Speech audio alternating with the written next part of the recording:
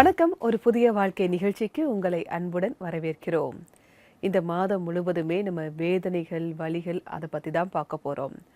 தினமுமே நம்ம வாழ்க்கையில் ஏதாவது ஒரு வேதனையோட நம்ம போராடிக்கிட்டு தான் இருக்கோம்.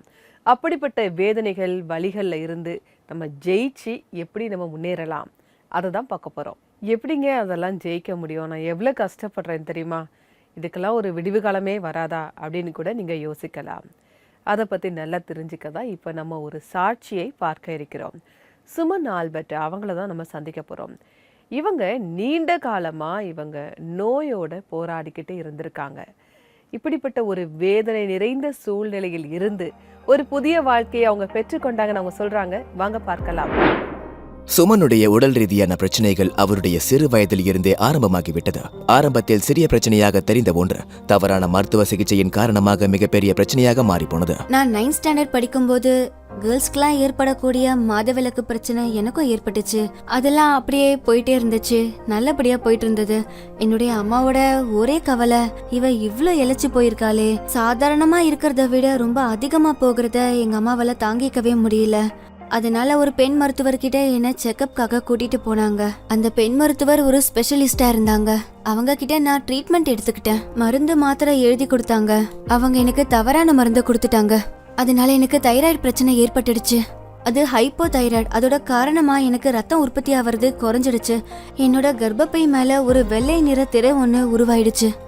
இந்த பிரச்சனை சுமனுடைய உடல்நிலையை மட்டும் பாதிக்கவில்லை, அவருடைய படிப்பையும் மிகவும் அதிகமாக பாதித்தது. இத பத்தி நாங்க டாக்டர் கிட்ட சொன்னோம். அவங்க என்னாலதான் தவறு ஏற்பட்டுடுச்சு, ஆபரேஷன் பண்ணி சரி செய்யலாம், ஆனாலும் அது வெற்றிகரமா நடக்காது. ஏன்னா உங்க பொண்ணோட உடல்நிலை அதுக்கு தயாரா இல்ல. நான் வகுப்பறையில இருக்கிறத விட மருத்துவமனையில தான் அதிகமா இருந்திருக்கேன். நான் சிகிச்சைக்கு போயிட்டு தான் பள்ளிக்கு போவேன். பல வருடங்களுக்கு முன்பே சுமனுடைய தந்தை இறந்து போயிருந்தார். தன்னுடைய உடல்நிலை பிரச்சனை தன்னுடைய சகோதரர்களையும் சகோதரிகளையும் பாதித்ததை உணர்ந்த சுமன் தான் அவர்களுக்கு சுமையாக இருப்பதாக அவர் கருதினார். நாட்கள் போக போக நான் என்னோட குடும்பத்துக்கு ரொம்ப பெரிய சுமையா மாறி போனதா நான் நினைக்க ஆரம்பிச்சிட்டேன். 4 வருஷங்களா சிகிச்சை எடுத்துட்டு இருந்தேன். என்னுடைய படிப்பும் பாதிக்கப்பட்டிருந்துச்சு. இப்படிப்பட்ட ஒரு சூழ்நிலையில அந்த நேரத்துல என் உயிரை மாச்சிக்கிறது தான் சரின்னு நினைச்சேன். சுமனுடைய குடும்பம் அவரால் மிகவும் கஷ்டப்பட்டு கொண்டிருப்பதை பார்த்த சுமனுடைய பக்கத்து வீட்டுக்காரர் அவருக்கு ஒரு ஆலோசனையை வழங்கினார். எல்லாத்தையுமே கேட்டு தெரிஞ்சுக்கிட்ட அந்த ஆண்டி, உங்களுக்கு நம்பிக்கை இருந்தா இவளை ஒரு முறை சர்ச்சுக்கு அனுப்பி வைங்க. ஆனா என்னோட அம்மா என் கூட வரல. நான் மட்டுமே போனேன். நான் 1 முறை போனேன், 2 முறை போனேன், 3 முறை போனேன்.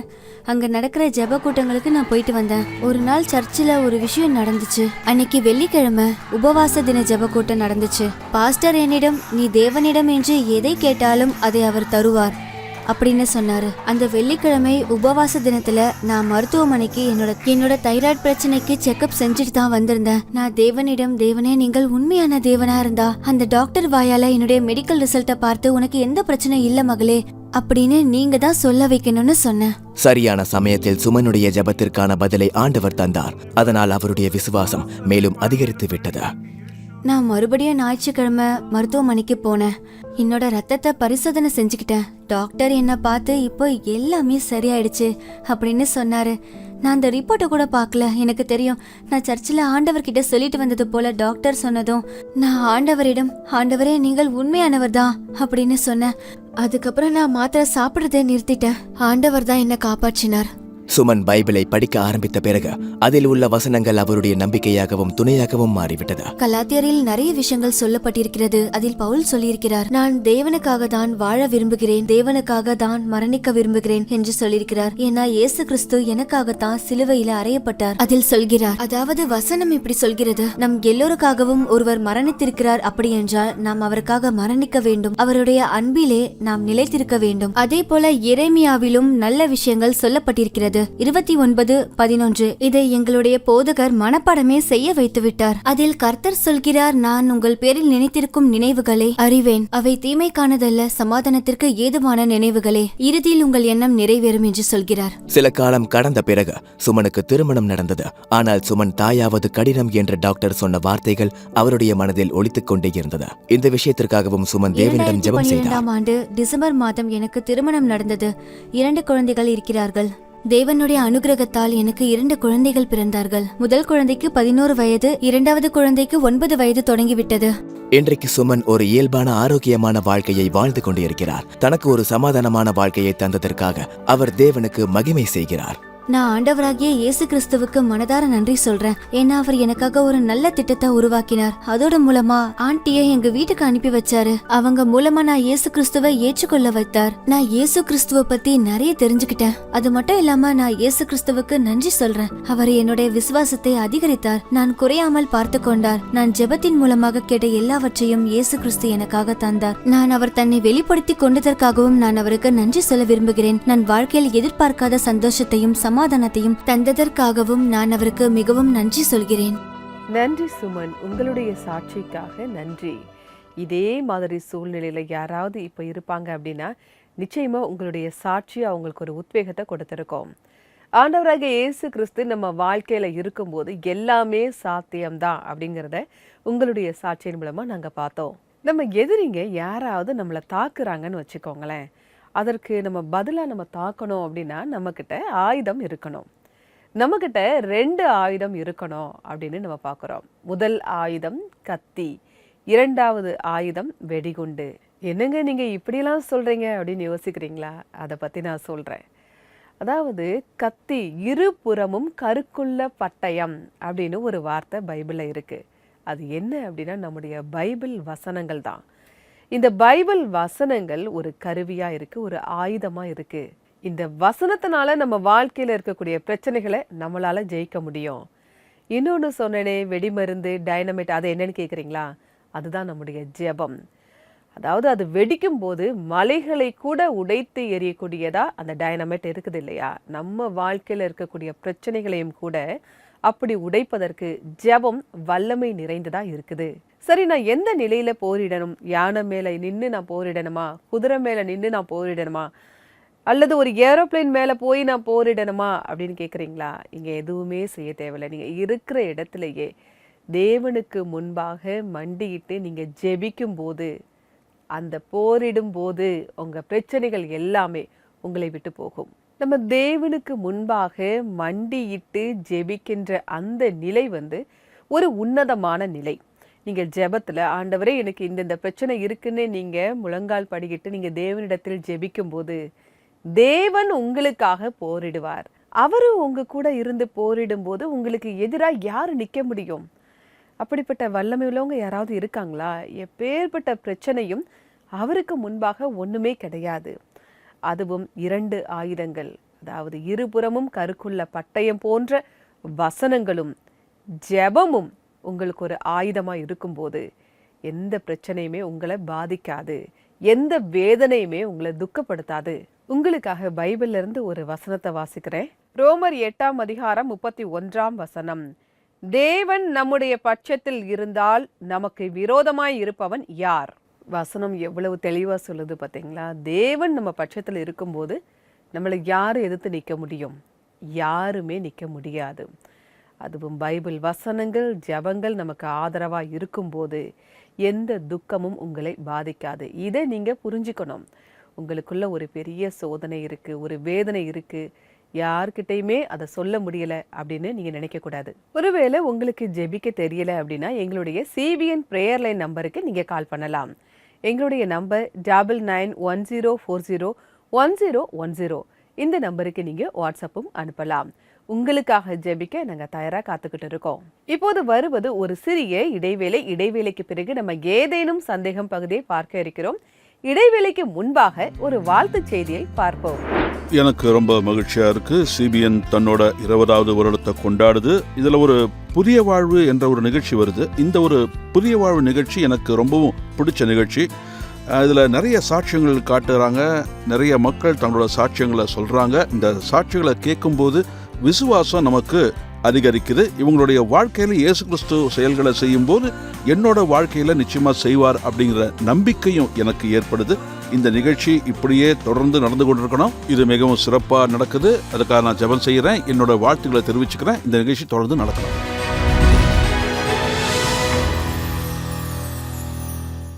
CBN பிரேயர் லைன் லைவ் ஒவ்வொரு முதலாவது மற்றும் 3வது செவ்வாய்க்கிழமை அன்று மதியம் 3 மணிக்கு ஒரு புதிய வாழ்க்கை நிகழ்ச்சி ஃபேஸ்புக் பேஜ்ல வருது. உங்க ஒவ்வொரு போராட்டத்தையும் பிரார்த்தனையில கொண்டு வாங்க. ஏதாவது ஒரு பிரச்சனையா இருக்கலாம், இல்ல கவலையின் பாரத்தை உங்களால தாங்க முடியாம இருக்கலாம், அப்படி இல்லைன்னா உங்க நோய் உங்களை மனசார உடைச்சிருக்கலாம். நாங்க உங்களோட ஒவ்வொரு தேவைகளுக்காகவும் பிரார்த்தனை பண்ணுவோம். 4th அப்புறமா 18th நவம்பர் ஒரு புதிய வாழ்க்கை நிகழ்ச்சி ஃபேஸ்புக் பேஜ்ல லைவ்ல கலந்துக்கோங்க. உங்க எல்லா கஷ்டங்களுக்காகவும் நம்ம பிரார்த்தனை பண்ணலாம். மறக்காம நீங்க லைவ் பிரார்த்தனையில கலந்துக்கோங்க. Remember the dates are 4th and 18th November. Call பண்ணுங்க இல்ல வாட்ஸ்அப்ல உங்க மெசேஜ் அனுப்புங்க. CBN prayer line number 9910401010.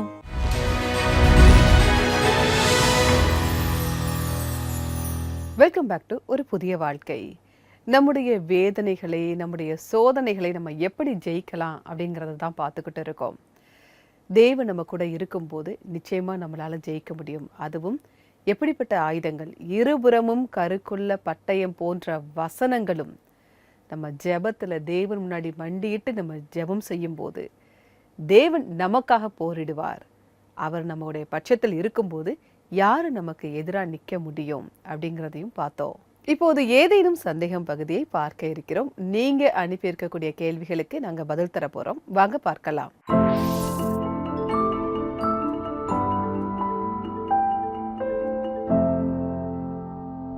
வந்திருக்கக்கூடிய கேள்வியை பார்க்கலாம். நிலைமை சரியில்லாத போது கோபம் கொள்வதும் ஏமாற்றம் அடைவதும் சரியான விஷயமா? இது ஒரு நல்ல கேள்விதான். அதாவது நம்முடைய சூழ்நிலை எதுவும் சரியில்லை, ஒரு வேதனையான நேரத்தில் இருக்கோம், அப்போ நம்ம கோபப்படலாமா, இந்த மாதிரி ஏமாற்றம் அடைவதெல்லாம் சரியான ஒரு விஷயமா அப்படின்னு கேட்டிருக்கீங்க. இது எல்லாமே இயல்பான விஷயம்தான். நம்ம எல்லாருமே மனிதர்கள் தானே. ஸோ அதனால இது எல்லாமே ஒரு இயல்பான விஷயங்கள் தான். பைபிளில் கூட நம்ம பார்க்குறோம். தாவீது கோபப்பட்டார், எலியா ஏமாற்றம் அடைந்தார், மோசேக்கு கூட கோபம் வந்தது அப்படிங்கிறத நம்ம பைபிள் வசனங்கள்ல பார்க்குறோம். நம்முடைய பிரச்சனைகள் நம்மை ஆக்கிரமித்து கொள்ளாதபடிக்கு நம்ம பார்த்து கொள்ளணும். நம்மளுடைய உணர்வுகளுக்கு நம்ம அடிமையாக கூடாது. ஒருவேளை உங்களால கட்டுப்படுத்த முடியல, எனக்கு கோபம் வருது அல்லது அதிகப்படியான ஒரு ஏமாற்றம் எனக்கு வருது அப்படின்னா நீங்க தேவனுடைய சமூகத்துக்கு நீங்க வரணும். நீங்க முழங்கார் படிக்கிட்டு ஜெபிக்கும் போது, தேவ சமூகத்தில் நீங்க ஜெபிக்கும் போது நிச்சயமா தேவன் உங்களுக்கு அந்த வல்லமையை தருகிறார். அது மட்டும் இல்ல, நீங்க பைபிள் வசனங்கள் வாசிக்கும் போது உங்களுக்குள்ள ஒரு ஆறுதல் கிடைக்கும். தேவனுடைய வாக்குத்தத்தங்கள் பைபிள்ல நிறைய இருக்கு. அதை நீங்க படிக்கும் போது அது உங்க மனசுல ஒரு ஆறுதலை கொண்டு வரும். அது உங்களுக்கு ரொம்ப கோபப்படுத்தாது. அது மட்டும் ஒரு ஏமாற்றம் அந்த மாதிரியான எந்த உணர்வுகளுமே உங்களுக்கு வராம இந்த பைபிள் வசனங்கள் உங்களை பாதுகாக்கும். உங்களுடைய கேள்விக்கு பதில் கிடைத்திருக்கும் அப்படின்னு நாங்க நம்புறோம். ஒருவேளை இந்த நிகழ்ச்சி பார்த்துட்டு இருக்க உங்ககிட்ட இது போன்ற ஏதாவது ஒரு சந்தேகம் இருக்கு அப்படின்னா நீங்க எங்களுக்கு தெரியப்படுத்தலாம். அதுக்கு எங்களுடைய சிபிஎன் பிரேயர் லைன் நம்பருக்கு நீங்க வாட்ஸ்அப்பில் அனுப்பலாம். எங்களுடைய நம்பர் 9910401010. அப்படி இல்லை அப்படின்னா சிபிஎன் இந்தியா யூடியூப் சேனல்ல இன்றைய எபிசோடின் கமெண்ட் செக்ஷன்லையும் பதிவு பண்ணலாம். இப்போது வருவது ஒரு சிறிய இடைவேளை. இடைவேளைக்கு பிறகு சேர்ந்து ஜெபிக்கலாம்.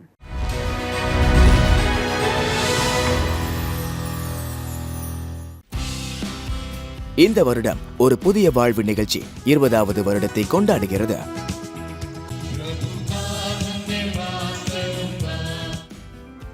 உங்களுக்காக டாப் 20 கோயர்களை கவுண்ட் டவுனாக வழங்குகிறது. புதிய வாழ்வு மற்றும் சிபிஎன் இந்தியா யூடியூப் சேனலில் அதிகமாக பார்க்கப்பட்ட டாப் 20 பாடல்களை பார்ப்போமா? சரி, சிறந்த 20 பாடல்களை தேர்ந்தெடுப்போம். ஒரு புதிய வாழ்வு மற்றும் சிபிஎன் இந்தியா யூடியூப் சேனலில் மட்டுமே உங்களுடைய சர்ச் கோயரும் டாப் 20 பாடல்கள் வரிசையில் இடம்பெற வேண்டும் என்று நீங்கள் விரும்பினால் உங்கள் கோயரை சமூக வலைத்தளத்தில் மிக அதிகமாக அதை பகிருங்கள்.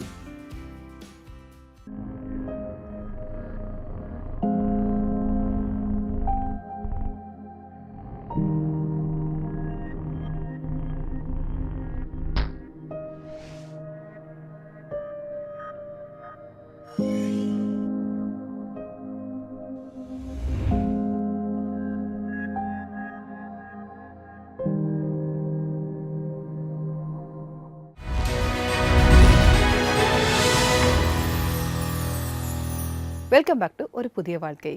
நம்முடைய பிரச்சனைகளை, வேதனைகளை நம்ம எப்படி ஜெயிக்கலாம் அப்படிங்கிறத பார்த்துக்கிட்டு இருக்கோம்.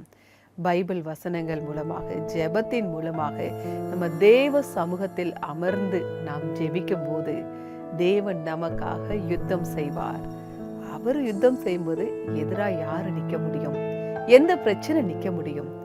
இப்போ நான் உங்களுக்காக ஜெபிக்க போறேன். நீங்களும் என் கூட சேர்ந்து ஜெபிக்கலாம். அன்பின் பரலோக பிதாவே, இந்த நேரத்திற்காக நன்றியோடு உம்மை துதிக்கிறோம் அப்பா. ஜெபம் அப்படிங்கிற ஒரு அற்புதமான ஆயுதத்தை நீங்க எங்களுக்கு தந்திருக்கீங்க. அதற்காக நன்றி ஆண்டவரே. என்னுடைய சித்தத்தின்படி அதை நான் உங்களுக்கு தருவேன்னு நீங்க சொல்லியிருக்கீங்க. ஜெபத்துல நாங்க எதை கேட்டாலும் நீங்க தருவீங்க. அதற்காக நன்றி ஆண்டவரே.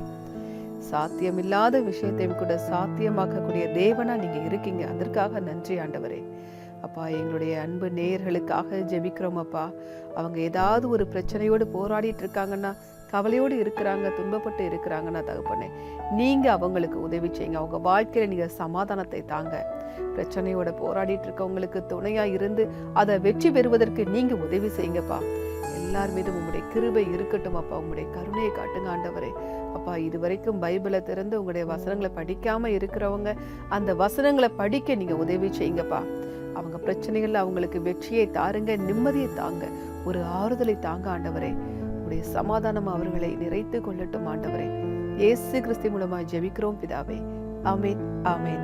நம்ம வல்லமையான தேவனிடத்தில் ஜெபித்திருக்கிறோம். நிச்சயமாகவே அவர் உங்களுக்கு வெற்றியை தருகிறார். இப்ப இன்றைக்கான பைபிள் வசனம் என்ன அப்படிங்கிறத பார்க்கலாம். ஆதலால் நீங்கள் ஜெபம் பண்ணும்போது எதை கேட்டுக்கொள்கிறீர்களோ அவைகளை பெற்றுக்கொள்வோம் என்று விசுவாசியுங்கள். அப்பொழுது அவைகள் உங்களுக்கு உண்டாகும். மார்க் 11:24. நம்ம நம்பிக்கையோட தேவனிடத்தில் கேட்கும்போது அவருடைய சித்தத்தின்படி நமக்கு தருகிறார். அந்த நிச்சயம் நமக்குள்ள இருக்கணும், அந்த நம்பிக்கை நமக்குள்ள இருக்கணும் அப்படிங்கிறத இந்த வசனம் நமக்கு ரொம்ப தெளிவா சொல்லுது. அதனால தொடர்ந்து பைபிள் வசனங்களை வாசிங்க, ஜெபம் செய்யுங்க. தெய்வ சமூகத்துல நீங்க இருக்கும்போது எப்படிப்பட்ட பிரச்சனையாக இருந்தாலும் சரி, நிச்சயமா நீங்க வெற்றி பெற முடியும். இப்போது ஒரு ஆராதனை பாடலை பார்க்கலாம்.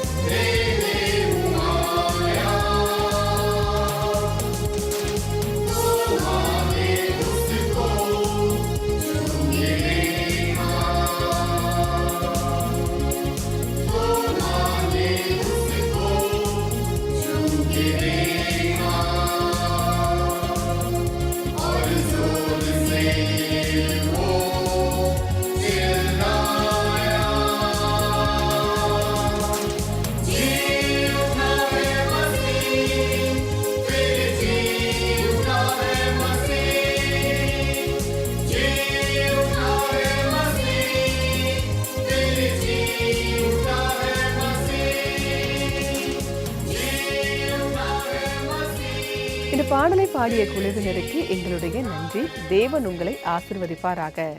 உங்க சர்ச்சை கொயரும் இதே மாதிரி நம்முடைய நிகழ்ச்சியில் பாட வேண்டுமா அப்படின்னா உங்க சர்ச்சை கொயரை நீங்க ரெஜிஸ்டர் பண்ணணும். எங்களுடைய முகவரி www.cbnindia.org/register-your-choir. உங்களுடைய பாடல்களை பார்ப்பதற்கு நாங்களும் ரொம்ப ஆர்வத்தோட காத்துக்கிட்டு இருக்கோம். நிகழ்ச்சியுடைய நிறைவு பகுதிக்கு வந்துட்டோம். நம்ம வாழ்க்கையில் இருக்கக்கூடிய பிரச்சனைகள், வேதனைகள் எதுவாக இருந்தாலும் சரி, நம்ம தேவ சமூகத்தில் ஜெபிக்கும் போது, பைபிள் வசனங்கள் வாசிக்கும் போது நிச்சயமா நமக்கு வெற்றி கிடைக்கும். ஏன் அப்படின்னா தேவன் உங்க கூட இருக்காரு. யுத்தத்தை அவர் செய்கிறார். அவர் உங்களுக்காக போர் செய்யும்போது எதிர்த்து யார் நிற்க முடியும்? நிச்சயமா வெற்றி உங்களுக்கு கிடைக்கும் அப்படிங்கிறத நம்ம பார்த்தோம். அப்படிப்பட்ட ஆயுதங்களான ஜெபம் மற்றும் பைபிள் வசனத்தை நீங்க விட்டுறாதீங்க. நான் வேறொரு எபிசோட்ல உங்களை சந்திக்கிறேன். அதுவரை கர்த்தருடைய கிருபை உங்கள் அனைவரோடும் கூட இருப்பதாக. God bless you.